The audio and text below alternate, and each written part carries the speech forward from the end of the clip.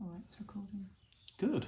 Right, now we're just starting what I think will be a 3-session studio chat, and we've liberated ourselves from the tyranny of the handheld camera phone, and we've got this extraordinary sort of tripod that I'm just trialling it out. we are trying it out. As Katie said, it does wobble slightly, doesn't it? So you might get, but it does mean it frees our hands up to work with dip pen. And every so often with a dip pen, you've got to sort of stop and just sort of clean it, just wipe the nib on a bit of tissue, just so it doesn't get too clogged. And what we thought we would do over the next 3 sessions of our studio chat is draw a landscape. What do you think, Katie? Yes, but I'm not sure. I thought you were said to go smaller than that. Well, I'm drawing a cliff, you see, with a great torrent of water falling over it, a great waterfall. So that's going to have a certain grandeur to it. Oh, I see, okay. You should appreciate that as someone who's walked up Kilimanjaro. I didn't see any waterfalls in Kilimanjaro. Well, you saw snow. You did see the snows I of did see Kilimanjaro, snow, didn't you? I did. The snows, yeah. I mean, the thing about drawing imaginary landscapes, and it's something I really enjoy doing, is that it mirrors, I suppose, the drawing process, because you're going on a little journey.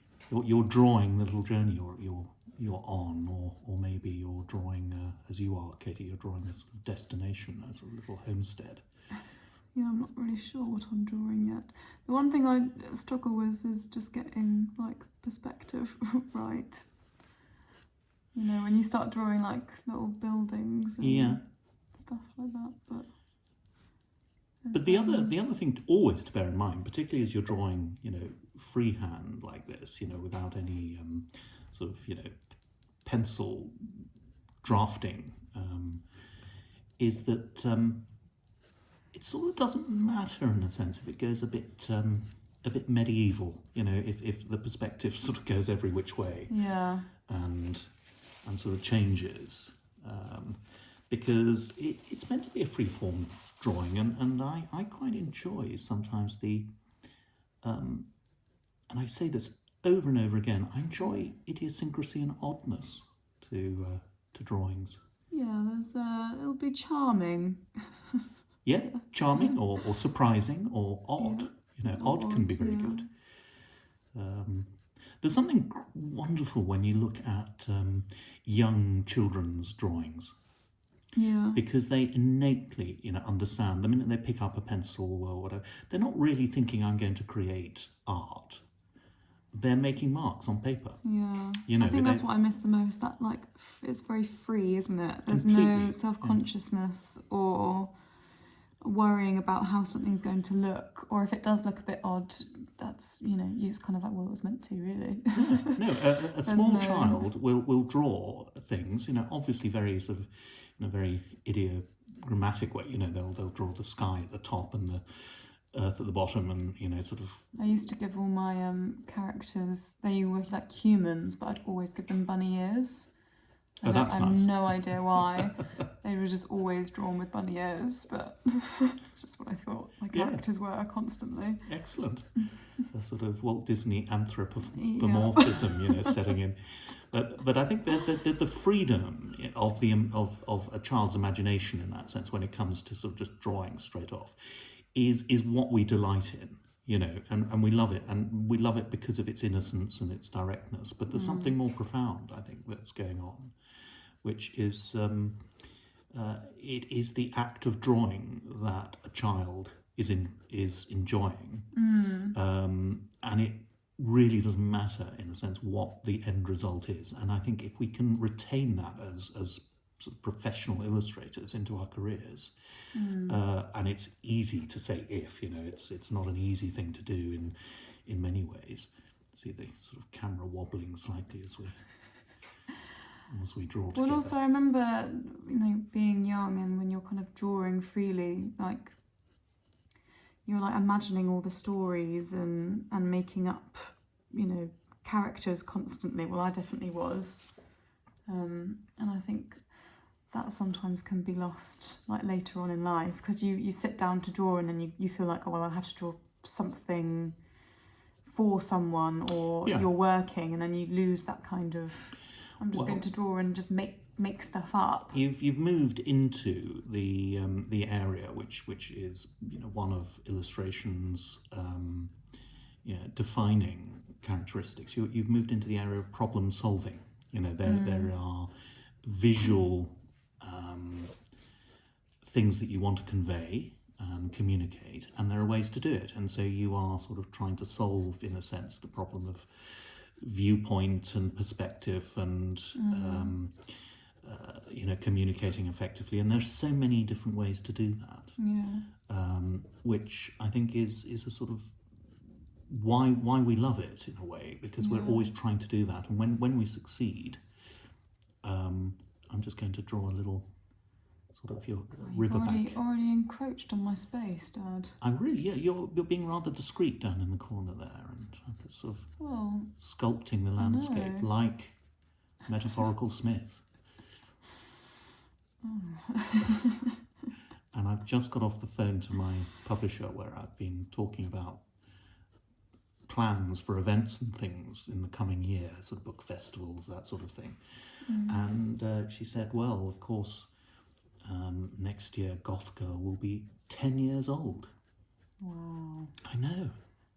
Old. I know. She's all grown up, Katie. So, you know, Ada Goth, who lives at Ghastly Gorm Hall, will now be a sort of young lady of maybe 19.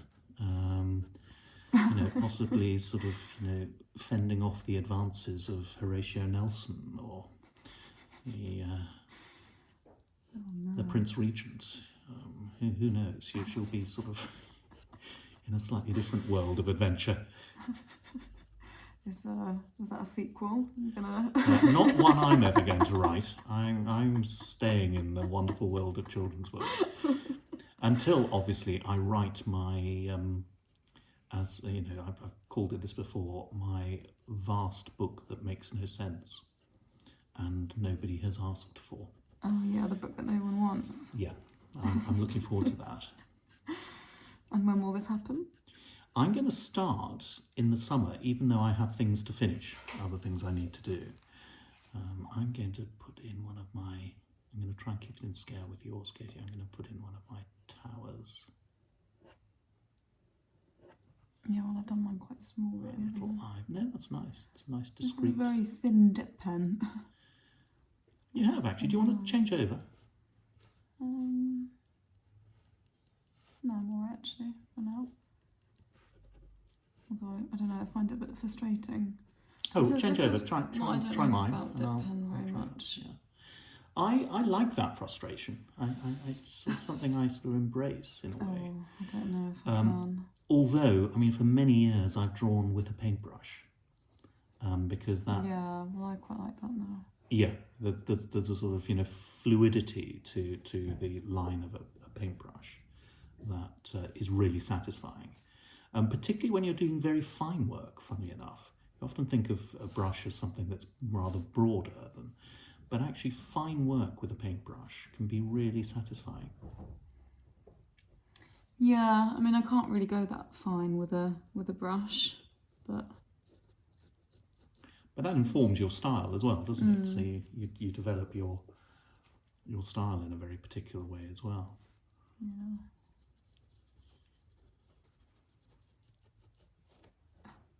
And like sort of there's a little tower that I imagine myself living in,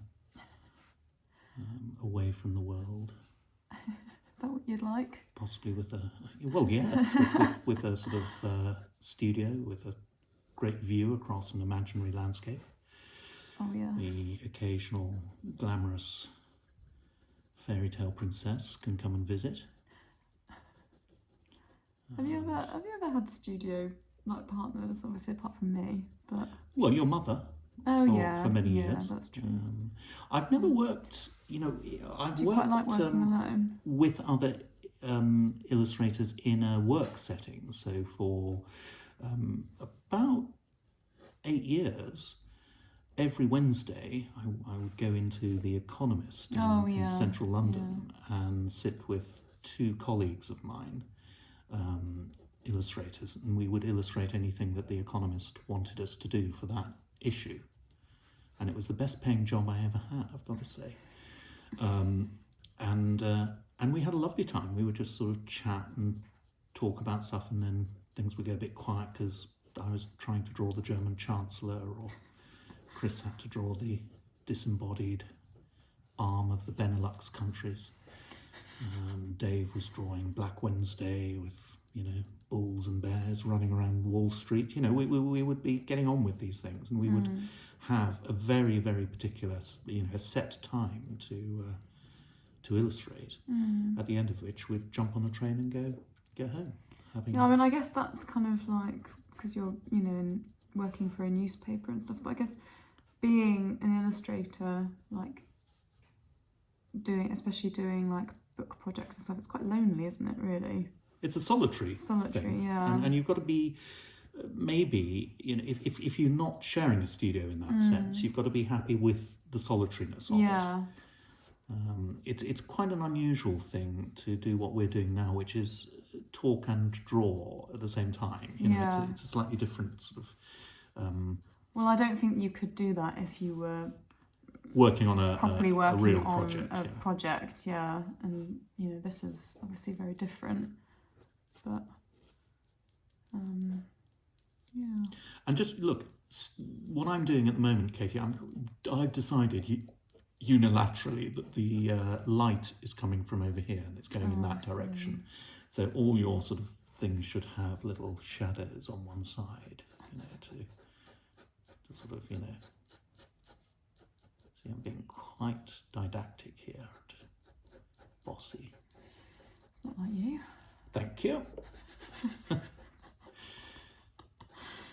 But I've got to say, sharing a studio with you has been, and we've shared a studio for how long now? I think since before Christmas.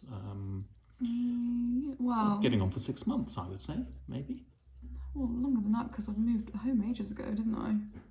Yeah, that's true. How long do you think we've shared a studio? 3 years. It can't be. When did you move home? Well, I moved home 3 years ago, didn't I? Before the pandemic.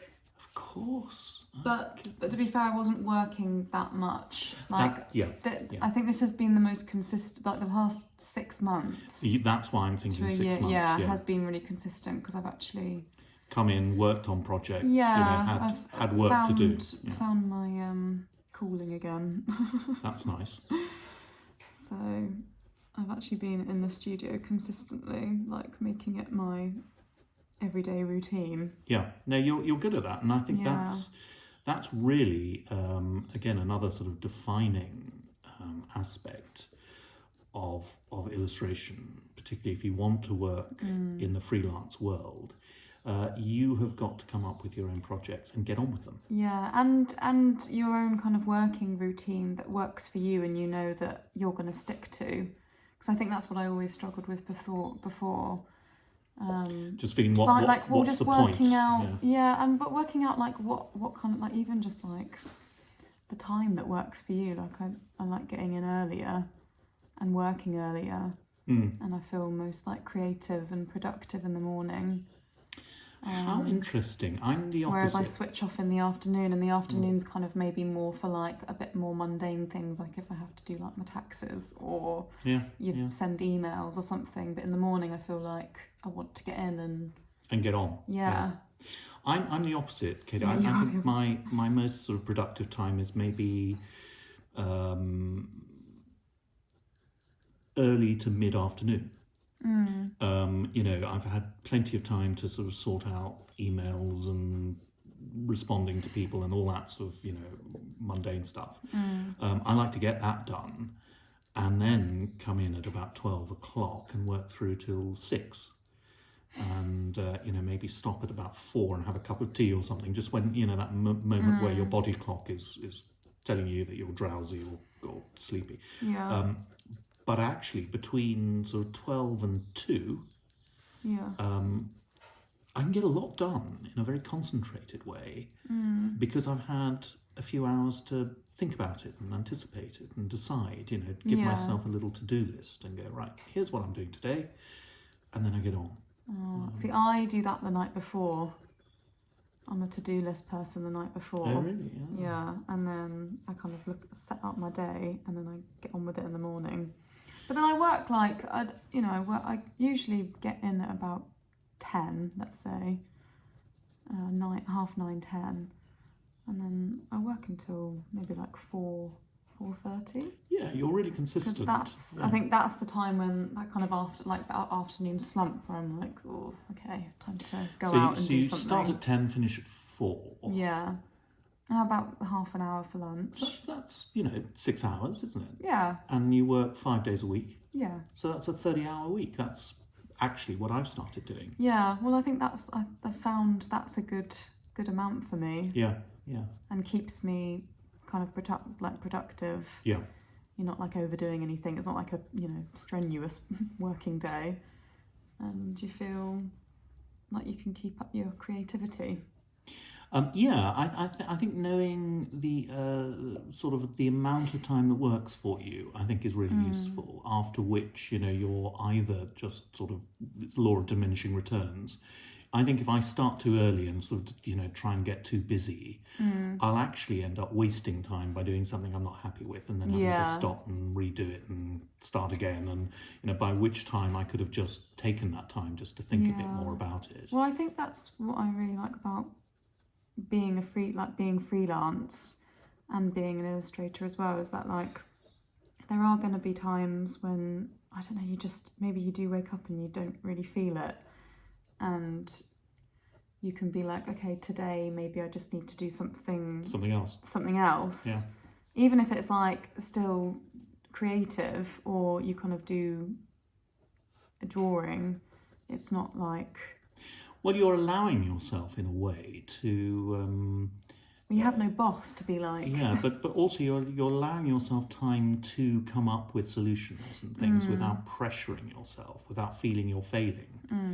And I think that's incredibly important. If I get to a point, if I'm working on a book, and this is particularly when I'm writing and developing something, and I come to a sort of point where I just think, no, I don't know where this is going, I've got no ideas, or the characters in this position, I've got to figure out what it is they're doing and what the reason they're doing it is. I'll just tell myself not to worry about it, I'll forget about it, and I'll just tell myself, next Tuesday at 3:00, I'll have the answer. Yeah. And I go off and do something completely different for a while. And then, the number of times, Tuesday, 3:00 comes around, and suddenly into my head pops the solution. Yeah. And it's because I've just allowed whatever part of one's brain, subconscious or whatever, just to work away at it without me worrying. Yeah. And that sort of auto-suggestion, that way of sort of just saying, look, it's going to be fine, I'll come up with it, can work really well. Once it proves itself. After a while you go, oh, that worked, I'll do it again, I'll try it again. Well, because there's nothing worse trying to figure out something when, like, forcing yourself to sit there and be like, oh, okay, come up with something, what can I do? Oh, and then it just kills everything, I think. And when that is sort of threatening, that sense of you being blocked, I can't do anything, that's the time to employ just little creative tactics, little almost workshop techniques, draw 4 frames and just fill them with something. Open a book, read a line from a book and illustrate the words. Draw the first thing you see when you look out of the window. Yeah. Or any little sort of invented workshop type tasks like that. Just means you're not worrying about the thing at hand. You are taking yourself somewhere else, but you're not staying still. You're not just sort Yeah. of, you're not being blocked. I love the way as we draw, Katie, the camera on the phone on the tripod sort of wobbles every so often. It's going to be quite a kinetic experience watching this back to see. And we're also having a look at, we've been, 20 minutes, that's pretty good. We'll do another sort of few minutes. It's really enjoyable actually, just seeing the landscape start to sort of, there's some nice little sort of, desirable residences cropping up. I mean, that's my tower, but there's a nice little sort of, cluster of buildings up there, and that's a pleasant little place to reside.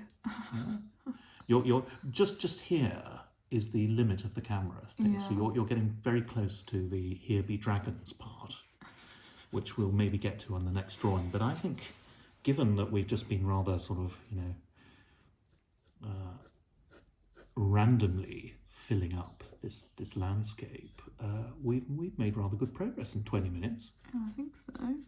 There's a little world developing here. And whenever you do this is why I love at the beginning of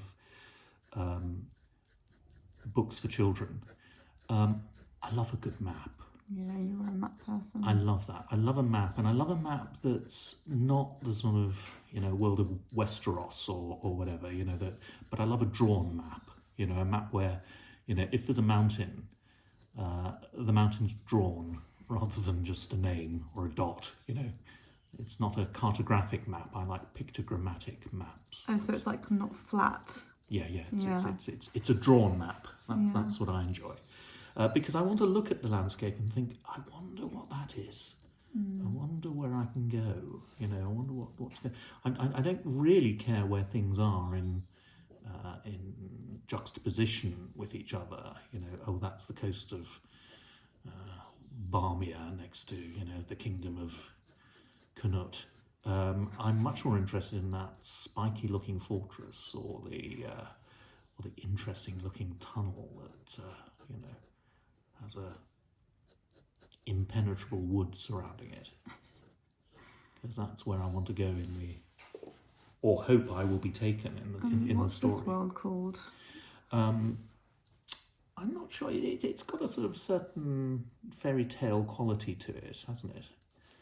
I think it could be Neasden, possibly. Neasden or Ruislip. Or one of the wonderful sort of places that Edward Lear would travel to. Oh, yeah. Coromandel. I think what we're drawing, this is Coromandel. Coromandel. Yeah, where Lady Jingly Jones lives with her hens in that lovely nonsense poem.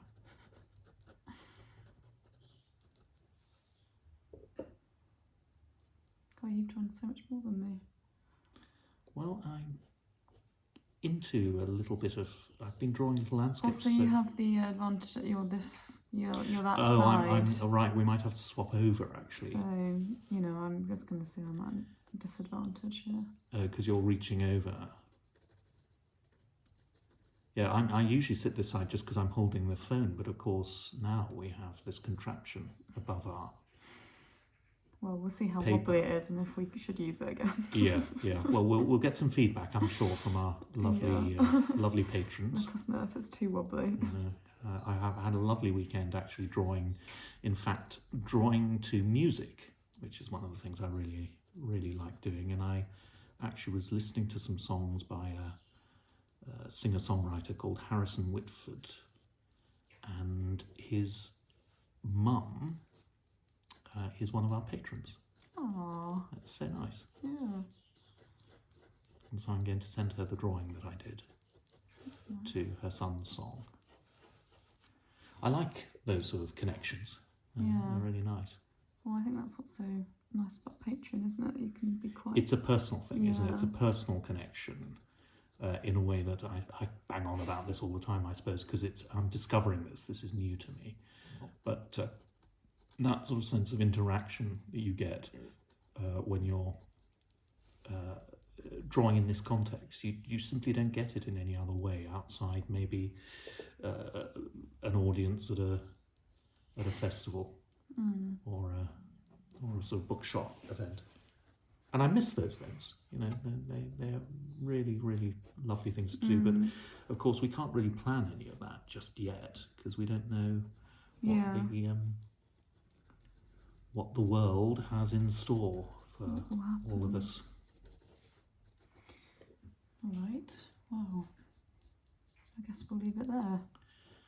I think that's a good start, isn't it? I think given that we're going to sort of spend 3 sessions on this, we've covered about a third, which is pretty good. We don't know what's going on there. We don't know what's going on over here. There's unexplored. There's the unexplored region just down here, which we have yet to have a look off camera, quite literally, which we can explore. But it's the beginning of a landscape that all I would say is, who knows, maybe just somewhere over here is where Kenneth has his compost heap.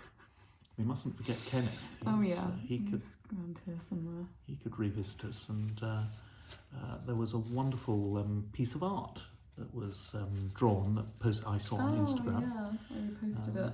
Yeah, which was fantastic. Inspired by Kenneth and... Yeah, so thank you so much for drawing that. I think it was Stuart, wasn't it? Stuart Tyree, up in Sunderland. Stuart, I hope you don't mind me mentioning that, who did some, what can only be described as Keith and Kenneth fan art. And he drew Petunia far more sort of succinctly than I managed, I've got to say. So that was lovely to see that. So here we have the land of Coromandel. Lovely. Coming into focus with our dip pens, and we'll resume next time.